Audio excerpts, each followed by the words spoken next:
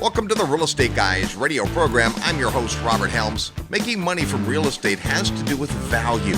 Finding properties that are undervalued, doing something to a property to create value, managing a property so that the value increases. Today, we're going to talk all about finding value with a guy who knows something about it, the Rich Dad advisor for real estate, Ken McElroy. Today on the Real Estate Guys radio program. All aboard! Registration is now open for the Real Estate Guys 18th Annual Investors Summit at Sea. Imagine spending an entire week with like-minded investors, world-class educators, and real-world professionals. Returning this year are sales legend Tom Hopkins, authors of Prosper, Chris Martenson and Adam Taggart, and the author of The Creature from Jekyll Island, G. Edward Griffin. Also back is the editor of the Gold Newsletter, Brian London, real estate developer Beth Clifford, CPA Tom Wheelwright, and Jim Rohn's 18-year business partner Kyle Wilson. And joining us live and in person for his 8th Investor Summit, Peter Schiff. Plus, returning for a 7th time, the best-selling personal finance author in history, Robert Kiyosaki. It all begins June 11th in Fort Lauderdale, Florida. Visit realestateguysradio.com and click the tab that says Summit to book your cabin now. This transformational week is like no conference you've ever attended. Go to realestateguysradio.com and click Summit at Sea and make your plans to spend a week with the Real Estate Guys, Peter Schiff, Robert Kiyosaki, and an all-star faculty on the 18th Annual Investors Summit at Sea. Welcome to the Real Estate Guys radio program. I'm your host, Robert Helms. With me, as usual, it's our co-host, financial strategist, Russell Gray. Hey, Robert. Always a great day to talk real estate wherever you've caught us, however that is, whether it's the radio or the podcast, or maybe you're just overhearing headphones in the seat next to you. We're glad you're here. We've got an icon in real estate with us on the program today. Our good friend Ken McElroy is here. And, you know, Kenny's such an interesting guy. He started out in property management. That was kind of his door into real estate. And ultimately, he saw he was on the wrong end of that and decided it'd be better to own apartments and headed on that track. And, of course, today, he owns more than 7,000 units, down from about 10,000. We'll learn why before we're done. But he and his partner, Ross, are really doing the thing. Yeah, you know, Kenny is such a great guy for a lot of reasons. You know, he's got this practical, pragmatic wisdom, a way of just taking something that is relatively complex, and he learned through the trial and error of real life, you know, being out there in the battles, doing the thing.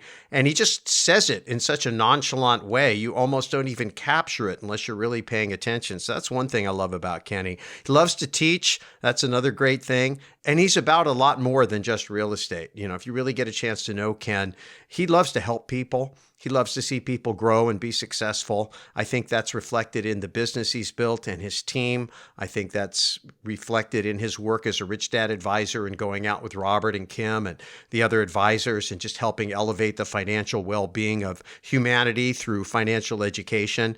He's a prolific author.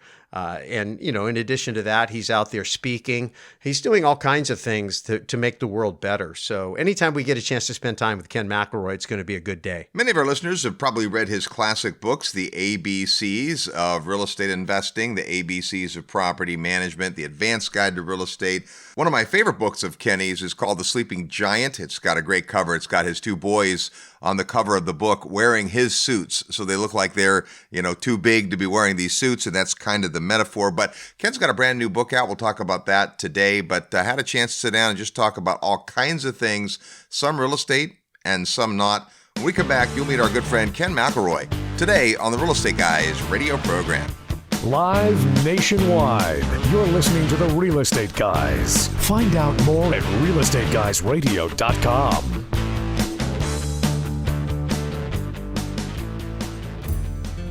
Hey, it's Robert Helms. Thanks so much for listening to the show today. I want to personally invite you to come see an amazing real estate market that combines excellent cash flow, offshore diversification, and what we affectionately call lifestyle investing. Come join me from August 14th to 17th in the beautiful country of Belize. The Real Estate Guys have been bringing investors to Belize for more than 15 years now, and our discovery trip is designed to show you the market like nobody else can. Sure, Belize is breathtakingly beautiful, the people are wonderful, and wait till you taste the food. But the real opportunity is the real estate investment potential. 2019 was the biggest year in tourism Belize has ever witnessed, and this year is already on track to beat it. How does that translate to real estate investment? That's what you have to come see. There's all types of opportunity in Belize when it comes to real estate investing, including both long and short-term rentals, commercial and retail triple net properties, business opportunities, land acquisition, development, agriculture, and more. And as the only country in Latin America with English as its official language, it's easy to understand the law. Property rights are strong, and contracts are in English. And in Ambergris Caye, a unique situation exists where demand for rentals continues to outstrip supply, creating a compelling environment for investors. So come see for yourself. Join me August 14th to 17th in Ambergris Caye, Belize, as we study the market, learn about the sustainable drivers, and tour lots of beautiful real estate. And like all of our field trips, there are no properties for sale during the weekend. Rather, you'll meet lots of local providers that will help educate you about the market so that you can follow up with them after the trip if the market's interesting to you. But that ball's in your court. You'll receive their contact details, but they won't receive yours unless you give it to them. You've heard about Belize and the Real Estate Guys for all these years. Now come see what all the excitement is about. Plus, we'll have lots of time over meals and activities to talk about all things real estate. To get the details, go to the website at realestateguysradio.com and click on Events, where you'll find the Belize Discovery Trip. Once you're registered, you'll get information about our group hotel rates as well as travel details. So join me in Belize, August 14th through 17th. It's a beautiful country with lots of amazing possibilities, and the only thing missing is you. Go to realestateguysradio.com under Events, and I look forward to seeing you in beautiful Belize. Hi, I'm G. Edward Griffin, author of The Creature from Jekyll Island, a second look at the Federal Reserve. And you're listening to The Real Estate Guys. Welcome back to the Real Estate Guys radio program, heard every weekend on this great station, all the time at realestateguysradio.com. We love to talk real estate, and oh my gosh, we have hit the mother lode this week because talk about real estate guys. Ken McElroy is with us. Hey, Kenny. Hey, how are you? I'm good. It's been too long. It has. It's great to see you again. Yes, so good. We last time we spent meaningful time together, we were up on some mountaintop with our boys. In the middle of Africa. It's crazy. You invited Ethan 20,000 feet. feet. You and Kate, and yeah, wasn't it crazy? We did Kilimanjaro, and still, what a tremendous entire experience that was. So thanks again for that invitation. Of course. Yeah, it was for our kids, but really for us too. Yeah, very much so. Yeah. Boy, my son won't stop talking about it. And of course, he's a big man on campus, having done that at age 13. So Kate, my son got asked that in an interview. Yeah? Yeah. Tell me something big that you've done. He's like, well, I just climbed Kilimanjaro. The guy's like, what? You're hired. That's pretty big. It was pretty cool. Good stuff. Well, compared to that, real estate's easy. Obviously, people know your story, and you've been on the show a bunch of times. We're at an interesting time right now. We've been really long into this cycle, and everyone wants to know what's happening, what do you do about it? Give us your take on how you guys are playing right now, where the markets are where they are. Yeah, well, so I think one of the mistakes people make is they try to time everything. Yeah. And there's nothing wrong with thinking about that. And there's nothing wrong with even considering it or trying to figure that out. But for us, we take a look at, if you bought correctly and you made a lot of money, you shouldn't be concerned if there's a year or two left in the run. You know what I mean? So we exited from quite a bit, 14 projects, and cashed out on. So we still have about 7,000 units left. Yep.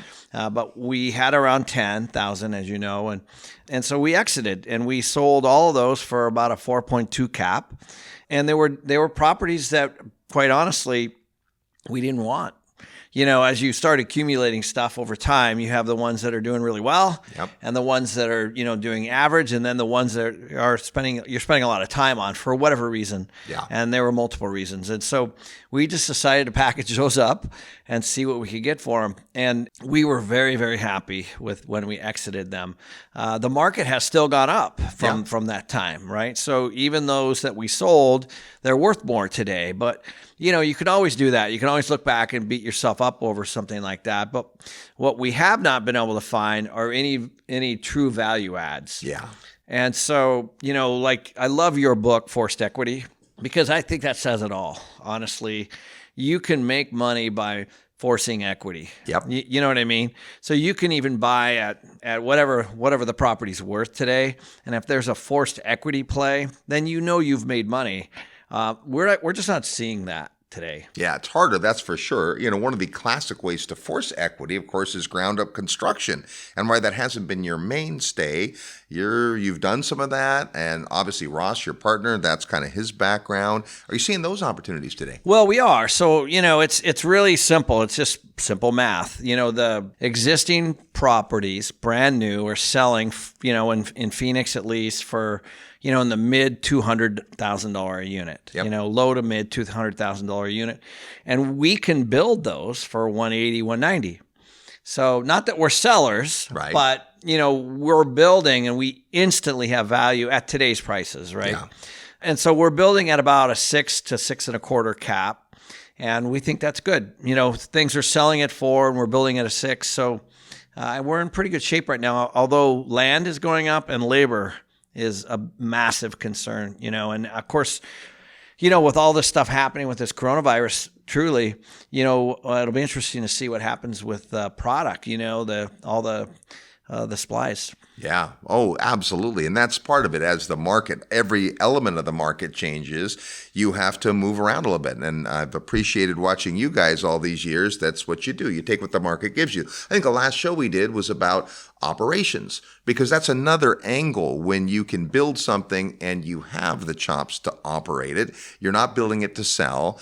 You guys are in the property management business in a big way. And so you understand that side of the business, not just acquisition and development. Yeah, so right. So we started at the top, started at rent, then moved to vacancy, then moved to concession, then moved to other income, and then moved through every expense category, and we drilled down on all of those. Literally all the way down into negotiating flooring contracts nationally, and taking a look at every dishwasher and every water heater and every single thing that we buy in every single market, and comparing it and seeing how our pricing was, and kind of fine tuning all of that. In addition to that, negotiating insurance and negotiating property taxes and negotiating water, sewer, trash, gas, all those things, and you can do that. And we have a whole program around utility management now, and so all of those things are important.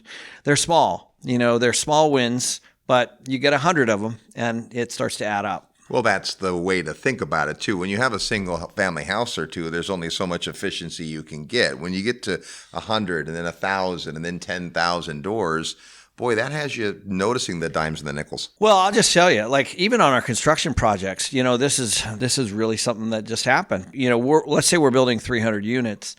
A dining light in a kitchen can be $300 or it can be $40. Right. Literally. So, 260 times 300. I mean, you know what I mean? Yeah. And you can make those little mistakes throughout a project very easily on with tile and with, a dishwasher. We were looking at dishwashers yesterday. Honestly, 600 to 300, on a dishwasher.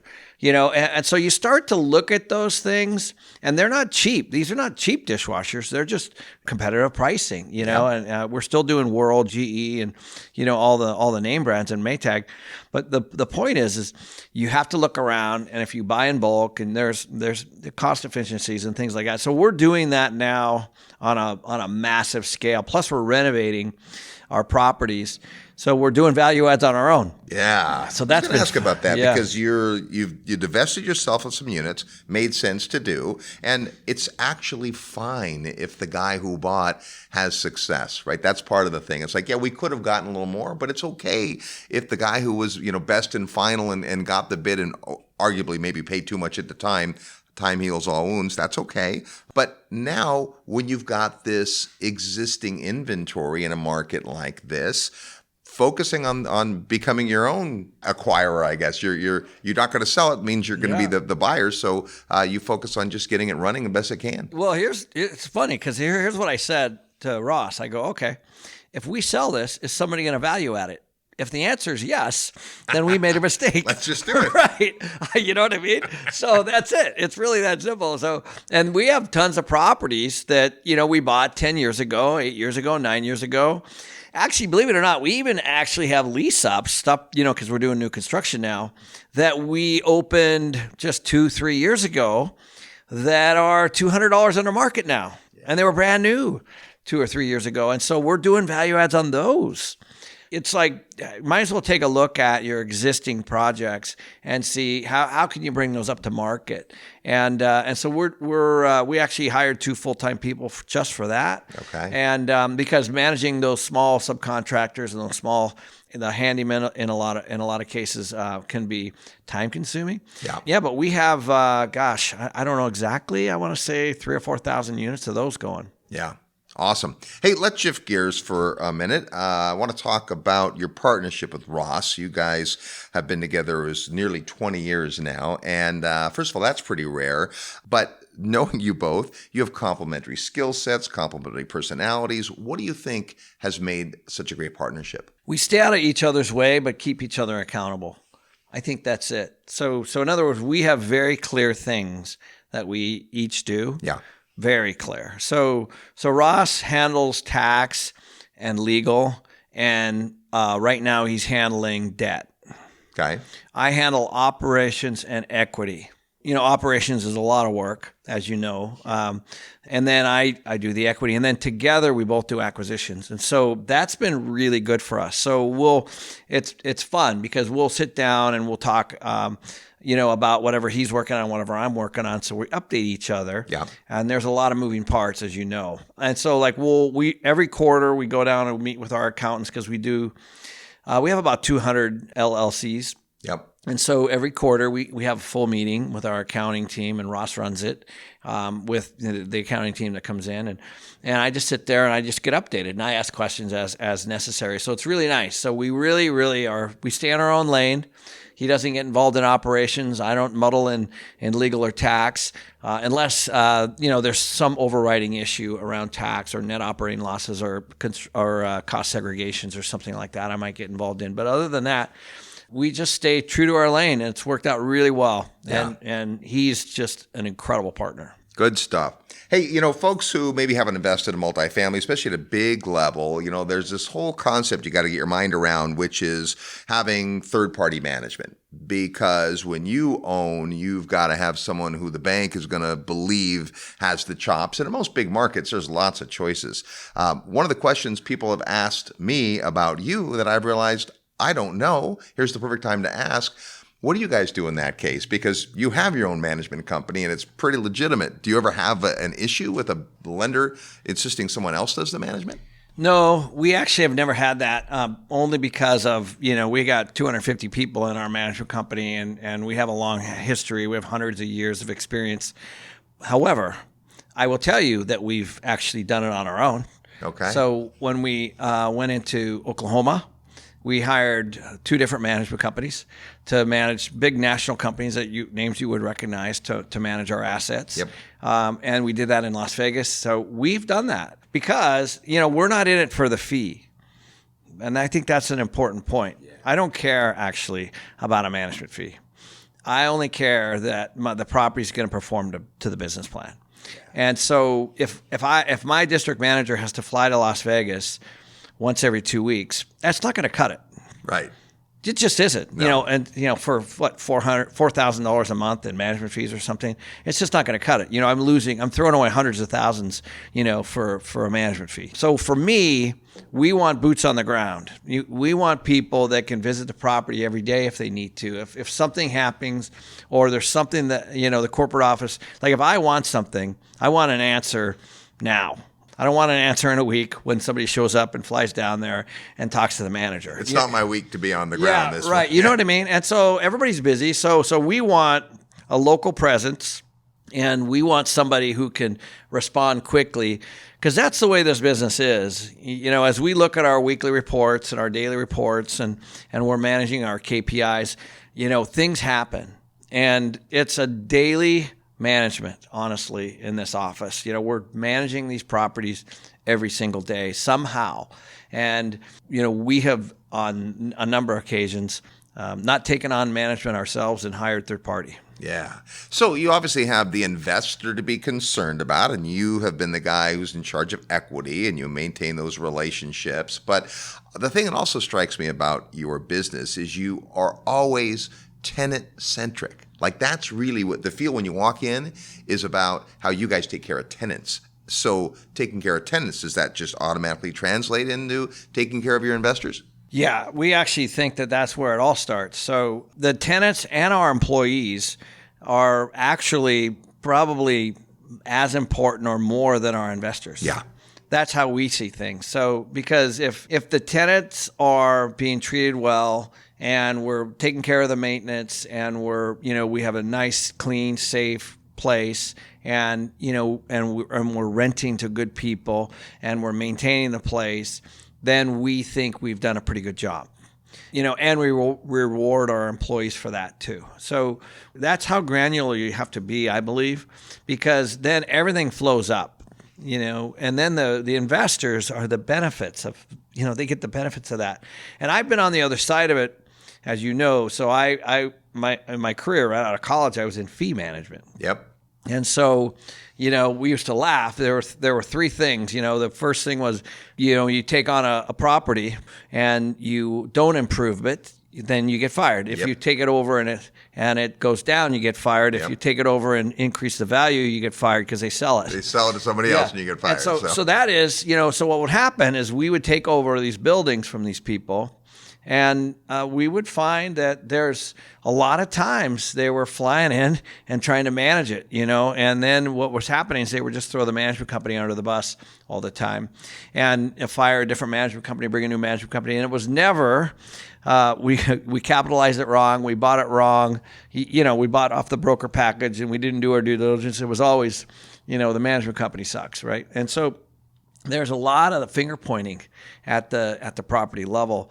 And at the end of the day, if you can focus on the staff and focus on the tenants, then I believe your occupancy, everything follows, the money. It's wisdom there. Ken McElroy is our guest today. Kenny's written a brand new book. We're going to talk about that and give away a copy for Real Estate Trivia next. You're tuned to the Real Estate Guys radio program. I'm your host, Robert Helms. Real estate investment advice right in your mailbox. Sign up for the free Real Estate Guys newsletter at realestateguysradio.com.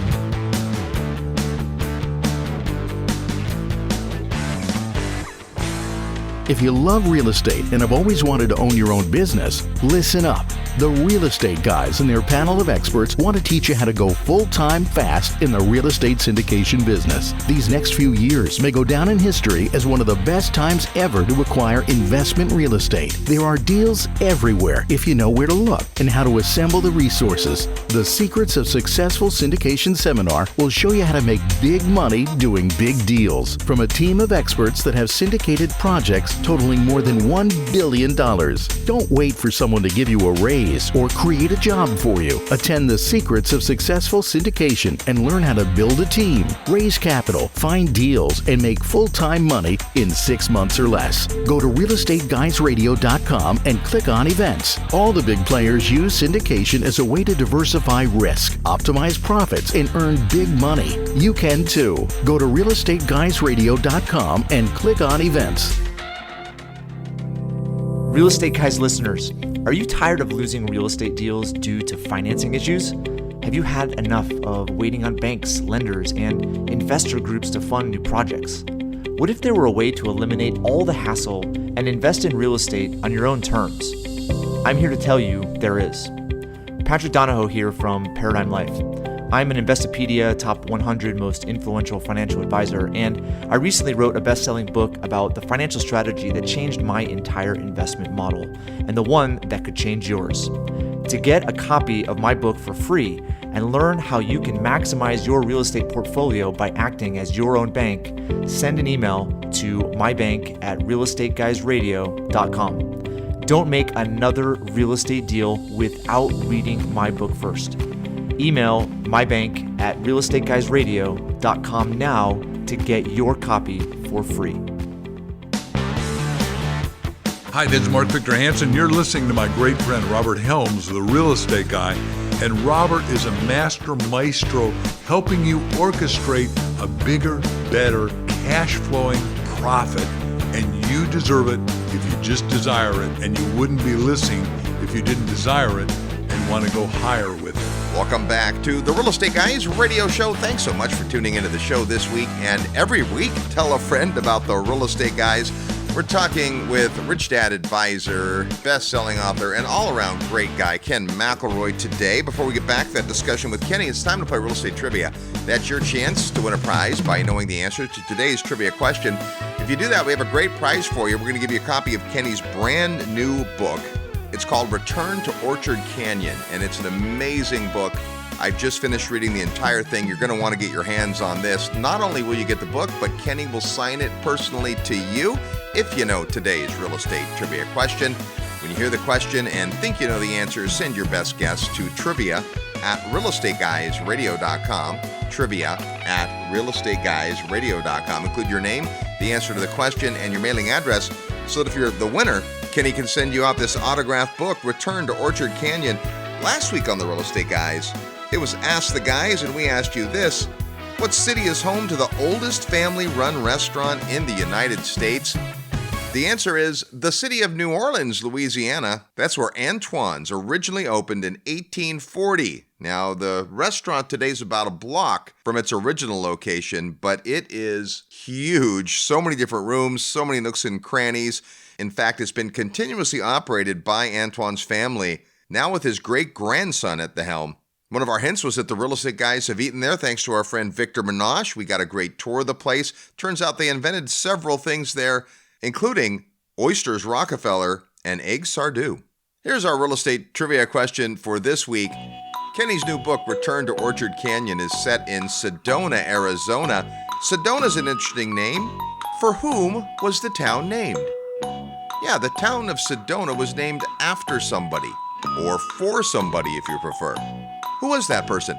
If you know, or know someone who knows, well, quickly get the answer to us by sending an email to trivia@realestateguysradio.com. Trivia@realestateguysradio.com. Include your name, the answer to the question, and your mailing address. The first person that gets it right gets an autographed copy of Kenny's new book, Return to Orchard Canyon, a business novel. That's today's real estate trivia question. We're with the author of that book. Ken McElroy is with us. And tell us about this amazing book. I just got the copy you sent me. Thank you for that. Read the whole thing.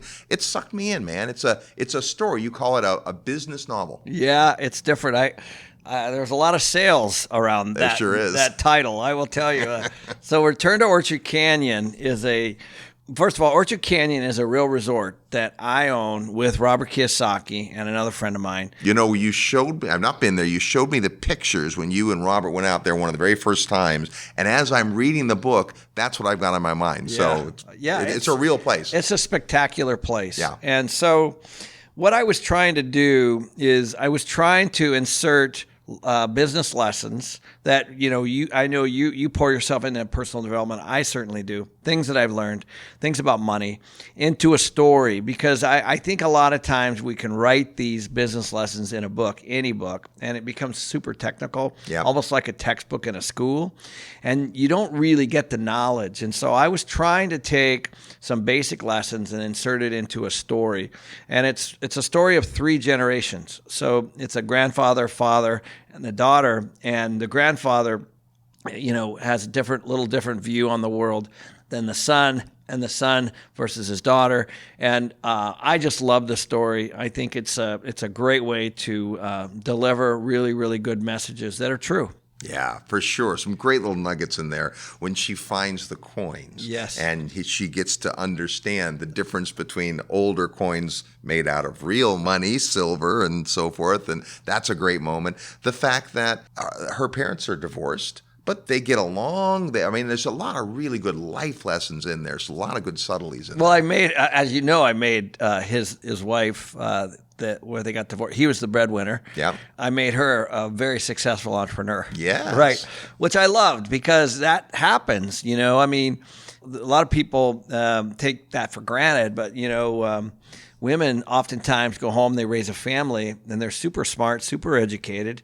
In this particular case, she started this business from home, and then it turned into something, and it became very big and very successful. And they had a great relationship still after that. It was all about the kid, and it was interesting that she started helping him. Yeah.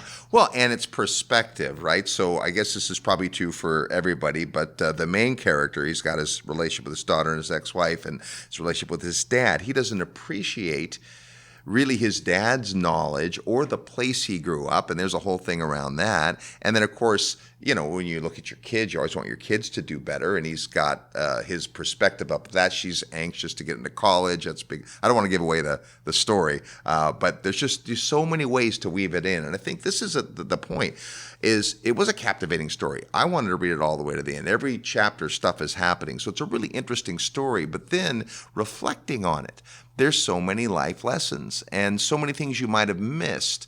I think that's a book you could probably read a few times and glean something new every time. Well, so I actually hear this a lot. You know, it's gotten some really good accolades. We got a phenomenal write-up with Publishers Weekly, and it's really, you know, it's only been out 2 months. Yeah. And it's been really, really selling very, very well. Audio's coming out here anytime. And the one thing I keep hearing is it's a blend of The Alchemist and Rich Dad Poor Dad. I've heard, you know, I wish it wouldn't have ended. This is I actually, there was a book reviewer out of New York, a fairly big one, who said it was the most impactful book he's ever read. Wow. And you know, he told me this on the air, like because people are reaching out and asking about it. And I've had people buy 20, 30 copies and give them out for Christmas. It's been great. You know, you never know, you know what I mean? And as you know, Robert, we bumble along and we learn things and we try to teach things. But one thing I did learn specifically from Robert Kiyosaki and Rich Dad Poor Dad and What Color Is My Parachute and Road Less Traveled and Who Moved My Cheese and all those really great books is that you can really learn through story. And that's what I was trying to do. I was trying to take the lesson of the silver versus, which was basically an inflation lesson, a little bit of war, a little bit about banking, a little bit about entrepreneurship, a little bit about college. Is college worth it? A big debate right now, and all those things. And you can stick them into a story, and they're real. I mean, these are things that people are really talking about. But what I really liked was the grandfather who was 83. He didn't go to college. Right. And he was an entrepreneur, and he scrapped it out. He had multiple streams of income, and he sent his kid to college, which is exactly what my dad did. Yeah. Hey, we couldn't afford to go to college, so we're sending you to college. So I went to college.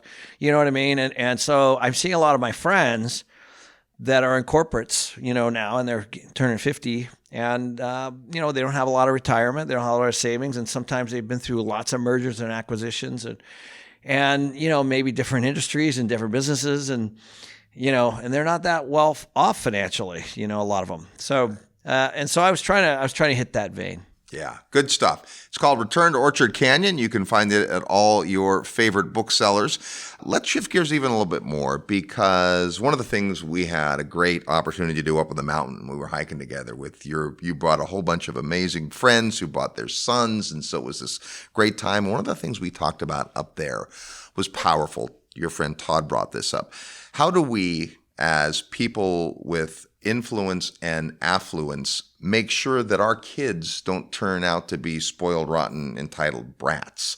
I see Kyle and Cade, your boys have done amazingly well and certainly had, roadblocks and stumbles. My kid's a little younger than your kids. My boys have always looked up to your boys because they've had businesses and they've had an entrepreneurial spirit, and they're just that age a little bit higher. What are some of the things you've learned in that regard to be able to raise kids that can make it on their own and not be dependent, but at the same time have an appreciation for more of life? Well, I think a couple things. I think if people haven't played cash flow game with their kids, they're crazy. And I mean, I'm not trying to pimp the cash flow game. I'm just letting you know that when my kids went into, they were not particularly great in math, but when they got into finance and math and the school, they understood what income and expense and a asset and a liability was. They understood it. They understood what a stock purchase was, and they understood capital gains, and they understood things like that you can learn in this game, and that's the purpose of the game. That actually is interesting to me. Yeah. It doesn't really speak to the entitlement thing, but I will tell you that I remember Kyle called me up and he's like, I was the only one who knew what an asset and a liability was in the class. Yeah. And this is not a normal call from my son, by the way.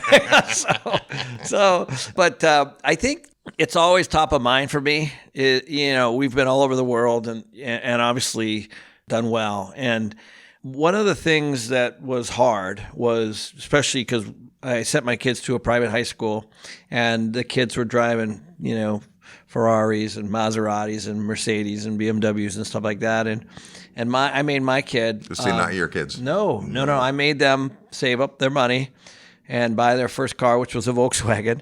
And I remember my son coming home and saying, I know what you're trying to do, but it sucks. you know what I mean? And so it's hard to hold the line. Honestly, it's hard.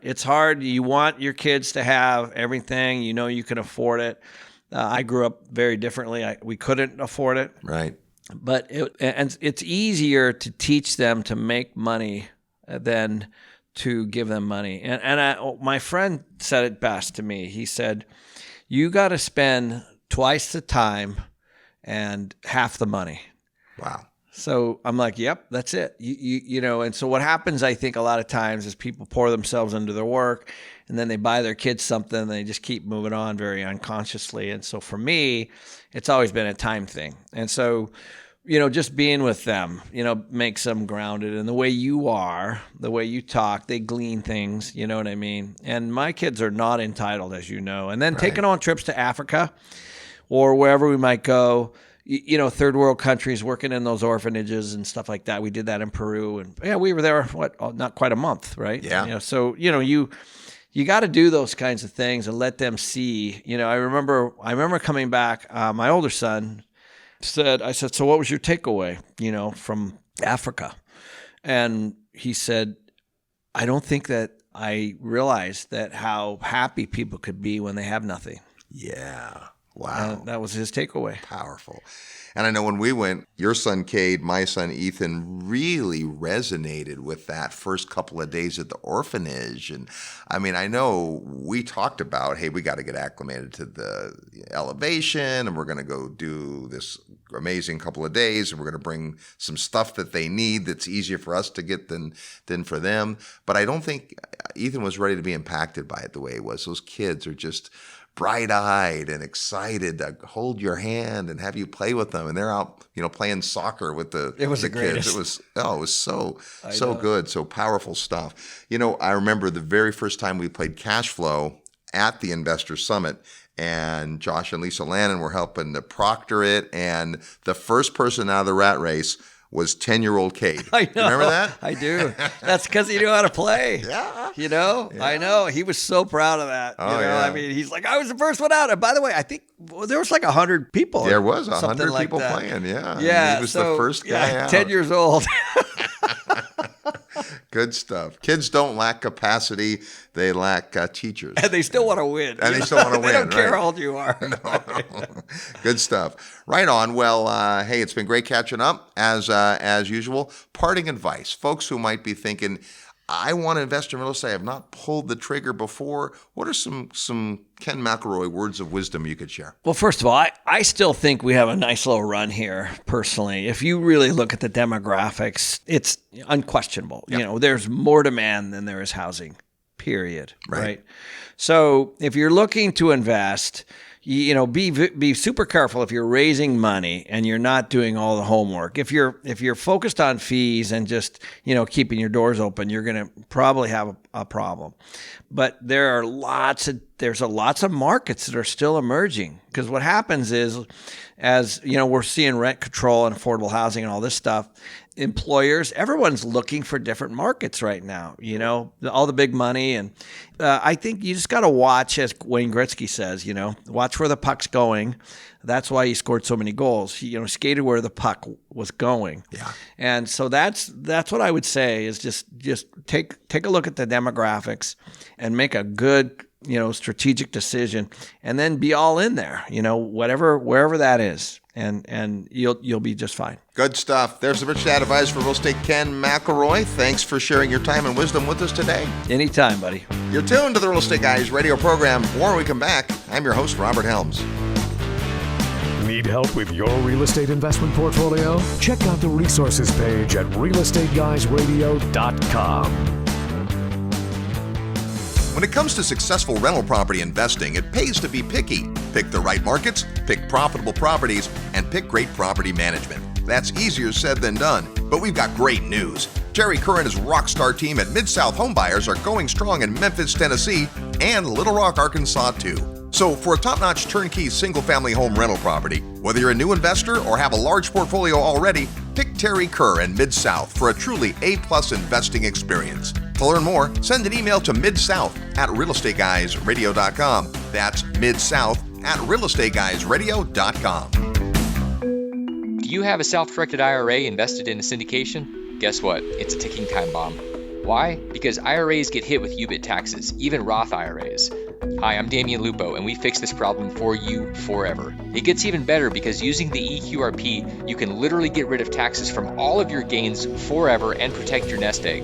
The EQRP is the best vehicle to get it done. IRAs can't do it, not even Roth IRAs. You see, UBIT happens whenever any type of IRA invests in anything with debt. Don't worry, even if your IRA is already invested in a deal, we can kill that tax. Our team at Total Control Financial is here to give you control of your retirement money and free you from that deadly IRA tax forever. Want to learn more about the EQRP? Send an email to eqrp@realestateguysradio.com. I'll email you my special report and send you a copy of the QRP book. Paying a 37% UBIT tax is stupid. First step to getting rid of that tax is to send an email to eqrp@realestateguysradio.com today. Hi, this is Kevin Harrington, an original shark from the hit TV show Shark Tank, and you're listening to The Real Estate Guys. Welcome back to the Real Estate Guys radio show. Hey, if you ever want to do bigger deals using other people's money, then come on out to the Secrets of Successful Syndication. Happens later this month in Dallas, Texas. You can get all the details on our website at realestateguysradio.com. Under events, look for the Secrets of Successful Syndication.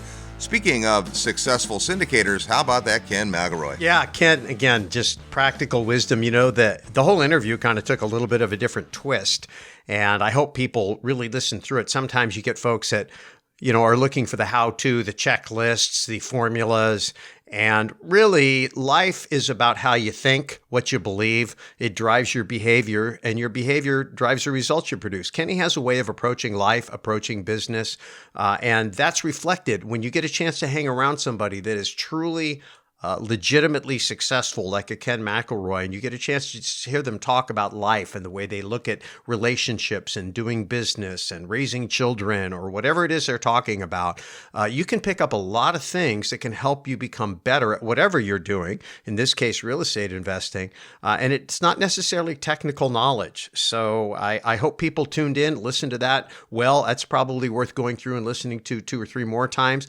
I think it really fits into the way he wrote the book and why he wrote the book that way. You learn more through stories. It's the difference between being in a classroom, being taught technical knowledge from a teacher, which is actually pretty boring, and being an apprentice, where you're actually working side by side with a real mentor, a real craftsman doing something at a high level. And you pick up not just the technical knowledge, but the attitudes, habits, and beliefs that they have just through osmosis, just by being in the environment with them. You know, Ken is a great investor and a great syndicator, great money raiser, but also he's got this profound partnership with Ross McAllister. And we have both of those guys on the Investor Summit a few years back, just as they had passed 15 years together.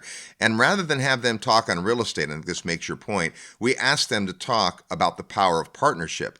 And it was one of the most amazing talks I've ever heard Kenny do, and Ross side by side talking about what makes a good partnership. And, you know, back to what you said at the beginning of the show, he has this unique ability to just give you the nugget, like the 2 sentences or even half a sentence. You're like, wow. So when I asked him specifically about, you know, what makes their partnership work, he's like, we stay in our lane and we give the other person space. Like, it was just profound. Yeah. Well, I think, you know, you say that all the time, that when 2 people think exactly the same way, one isn't necessary, and not as a human being, but just in terms of their contribution to the venture.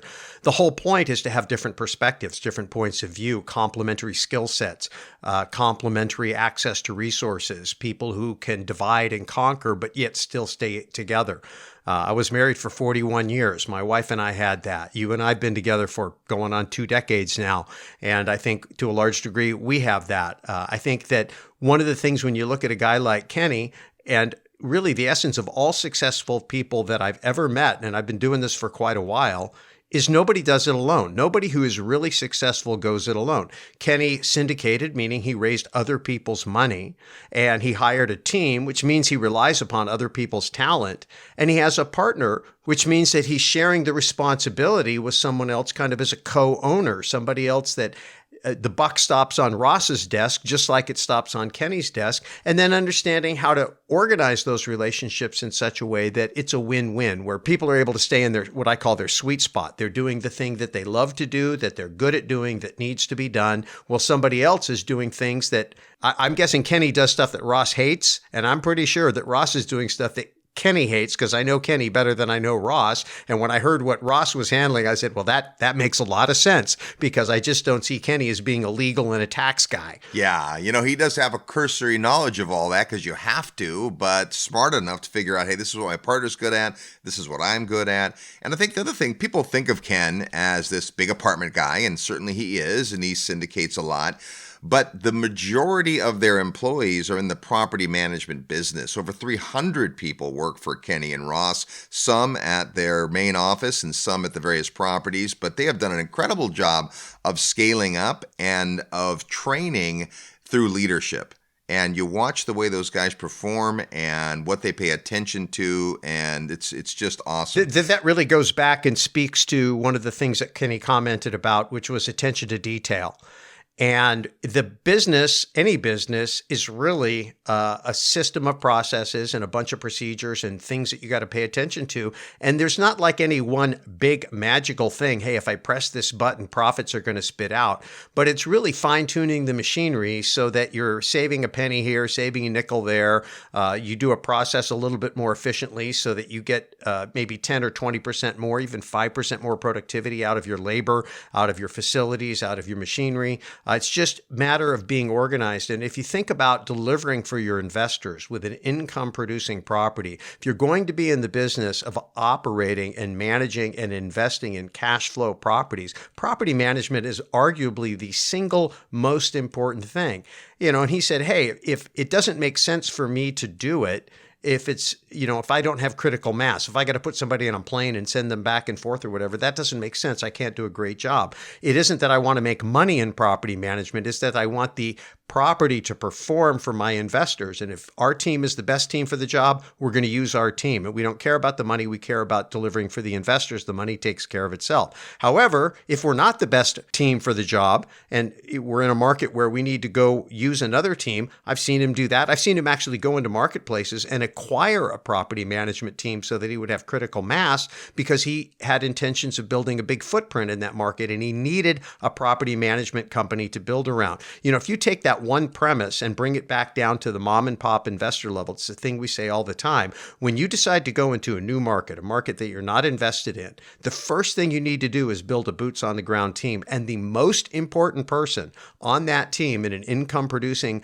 investment portfolio is your property manager. And then you have your property manager actually help you populate the portfolio with the properties they feel that they can manage well to deliver you the financial results you're looking for. Again, these are the types of things you hang around with a guy like Ken, you glean from the conversation. He didn't say it in so many words, but it was all there. Ken's new book is called Return to Orchard Canyon. It's an amazing book. He calls it a business novel, so make sure you pick that up. Also, before the year is out, he's got another book coming out, and when that happens, we'll be sure and let you know. But if you really want to pick his brain, hang out, just be around greatness, then we're happy to announce that Ken McElroy will be joining us once again for the 18th Annual Investors Summit at Sea. Kenny's going to come for the whole time, and that's going to be amazing. Yeah, Kenny's been MIA at the summit for quite a while. He's been busy with his sons, and so he hasn't been able to come. But, his sons have gotten to an age now where he's free to come, and first thing he wanted to do was come back on the summit and not just come for a day or two or,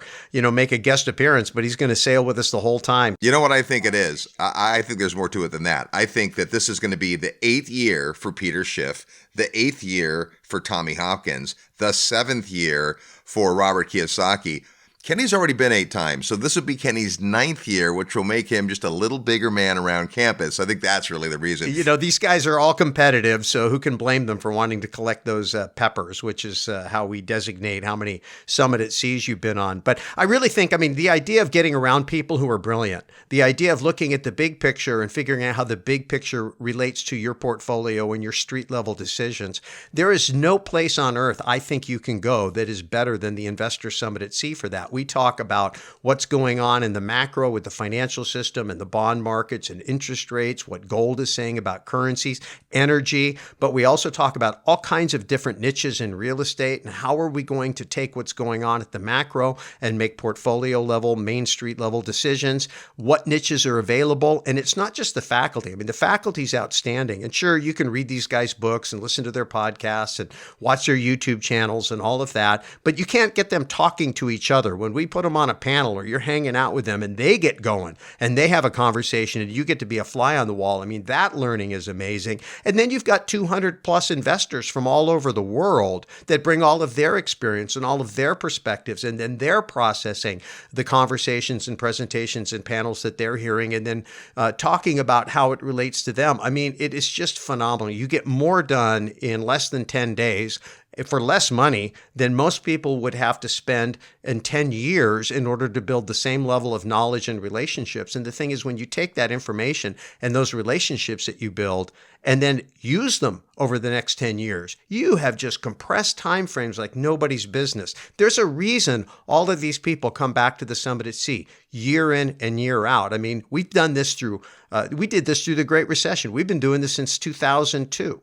And so no matter whether it's good or bad times, there are always things to talk about, and there are always successful people to learn from, and there are always strategies to prosper, whether we're in a boom or a bust. And I'm just so thankful that we have this thing as a resource to build our tribe, to build our network, to build our knowledge, and to have access and build those relationships that give us the opportunity to have access to opportunities and answers when we're facing tough decisions. One of the best investments you can make, and you'll get a ton of return on it if you work it right, is to come on the Investor Summit and see all the details on our website at realestateguysradio.com. Just click the button that says Summit at Sea. Big thanks to Kenny McElroy for opening his office and his big mind to us today. And next week on the show, we've got another mega real estate guy. He has history as owning one of the largest real estate brokerages in America, and he's gone on to amazing things. John Assaraf will be with us next week. Until then, go out and make some equity happen. This episode of the Real Estate Guys radio show is brought to you by Paradigm Life. Powerful cash management strategies using life insurance. Learn more at beyourbank.com. Mid-South Home Buyers, low-cost, turnkey cash flow properties in Memphis, Tennessee. Corporate Direct, asset protection strategies for real estate investors from attorney and Rich Dad advisor Garrett Sutton. Find these and other great companies under the Resources tab at realestateguysradio.com. To learn how you can expose your product or service to the Real Estate Guys audience, call 888-489-7723 extension 4. That's 888-489-7723 extension 4. Or use the feedback page at realestateguysradio.com. Thanks for listening, and we'll see you next week right here on the Real Estate Guys Radio Show.